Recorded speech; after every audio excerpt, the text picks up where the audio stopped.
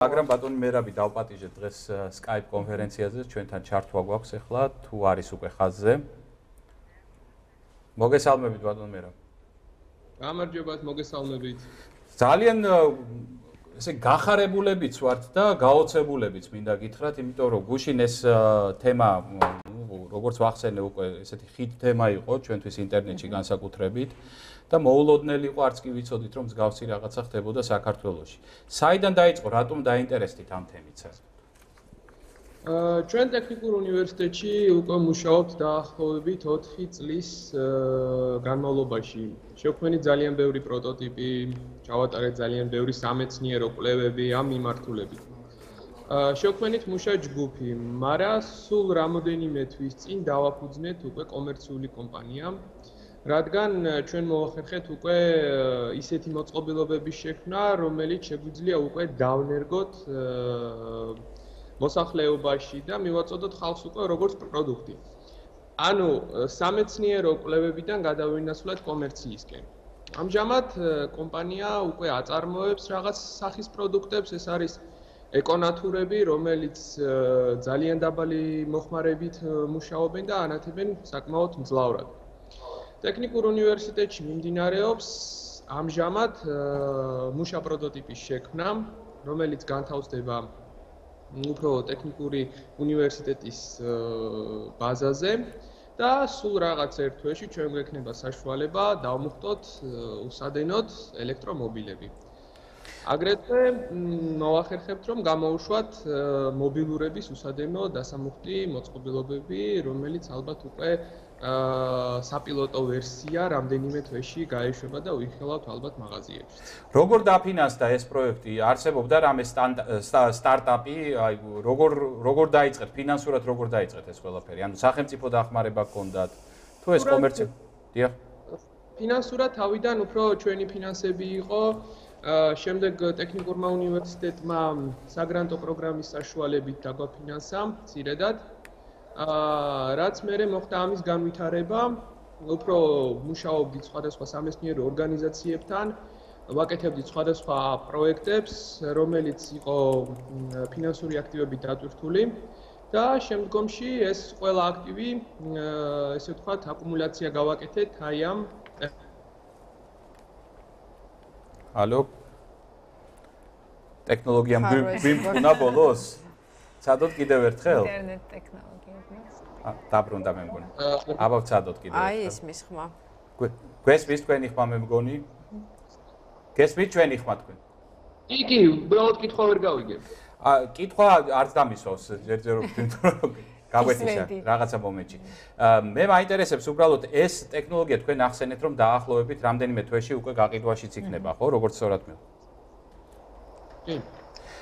რა სახით გაიყიდება? ეხლა ჩვენ ნახეთ ეს არის პატარა ესეთი ოთხკუთხედი დანადგარი. ასეთივე სახის იქნება თუ უფრო პატარავდება აი რაღაცა მარკეტინგო?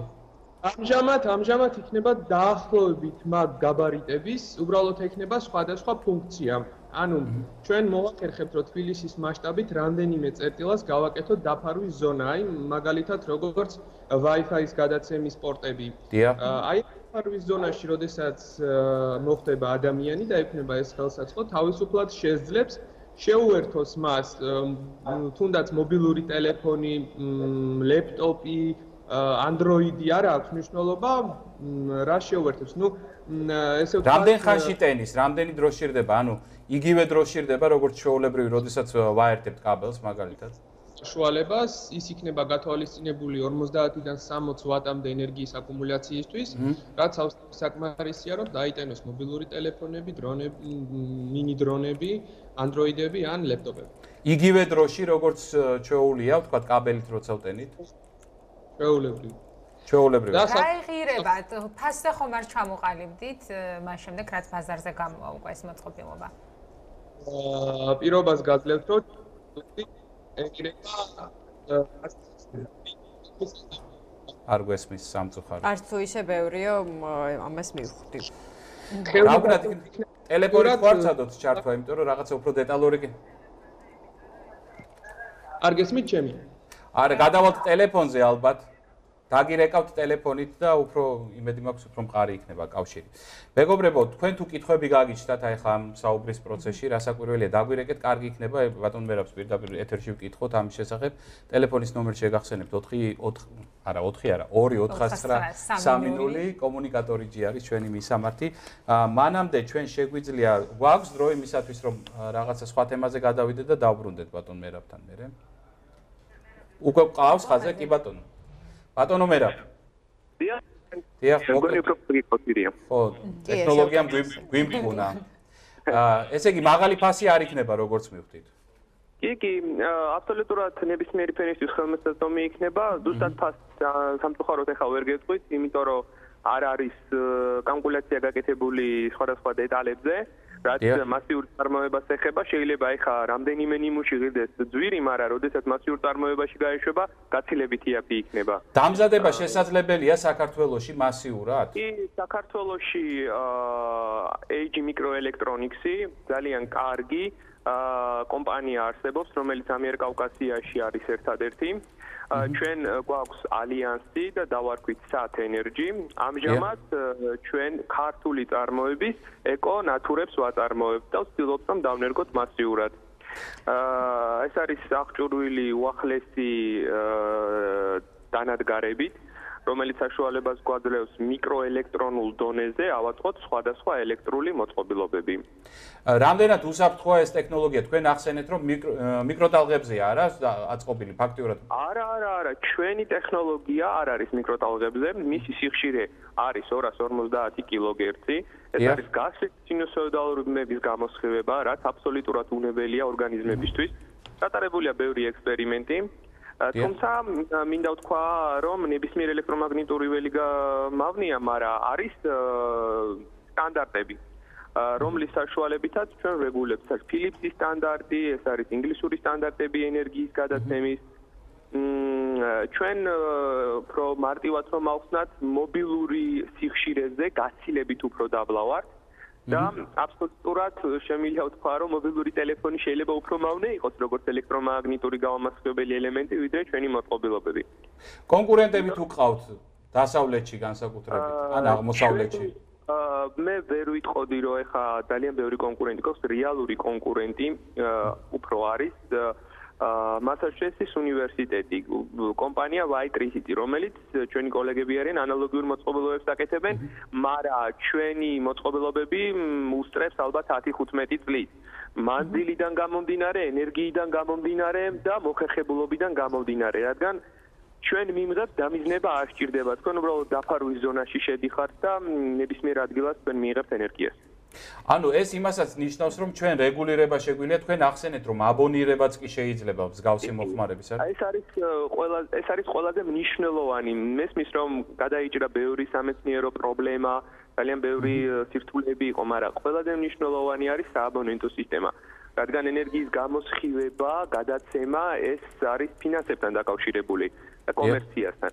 აუცილებლად უნდა მომხდარიყო, ანუ ჩვენ ამაზე უფრო მეტი დრო დავხარჯეთ, ვიდრე სისტემის შესაქმნელად. რომ მოხდეს ყველა იმ აბონენტის მიღებული ენერგიის აღწერა. როდესაც გვაქვს მობილურ ტელეფონებზე საუბარი, აქ ძალიან მცირე ენერგიებია და შეიძლება რომ ეს ისე მოხდეს ყოველგვარი საზღაურის გარეშე ამ ენერგიის გამოსხივება, მაგრამ ელექტრომობილებთან დაკავშირებით უკვე საჭიროა ენერგიის აღწერა, აღრიცხვა და საჭიროა ამ ყველაფრის აღბეჭდა თუ რომელი ავტომობილი რამდენ ენერგიას მოიხმარს. რათა შესაბამისად მოხდეს ამ ენერგიის გადასახადი და შესაძლებელია რომ რაღაცა გარკვეული რეგულაციებით შესაძლებელი გახდეს, ანუ საკანონმდებლო ნაწილზე ვსაუბრობთ ახლა ამ შემთხვევაში. საკანონმდებლო ნაწილზე ამჟამად რეგულაციების შესვლა არ იქნება საჭირო, იმიტომ რომ ასეთი სახის კანონი უბრალოდ არ არსებობს. შესაძლებელი იქნება მომავალში ასეთი კანონის შექმნა. თუმცა მე ვფიქრობ, რომ ეს უფრო უნდა გავითვალისწინოთ სტანდარტიზაციის კუთხით. თუ რა სტანდარტს შემოვიღებთ ჩვენ უსადენო ენერგიის გადაცემისთვის. ანუ ეს სტანდარტი რასაკვირველია, ჯერ არ არსებობს არსად. კი, ჯერ არ არსებობს. არსად. ძალიან კარგი. ბატონ მერაბ, უღრმესი მადლობა, ძალიან გვაინტერესებს ეს თემა, როგორც მივხვდით მაყურებელსაც და მოქალაქეებსაც. და ჩვენ ვადევნებთ თვალს თქვენს ექსპერიმენტებს და ყოველთვის მზად ვართ რომ დაგითმოთ ჩვენი ეთერი საინტერესო ინფორმაციისათვის. წარმატებებს გისურვებთ. კეთილი, ახლა კი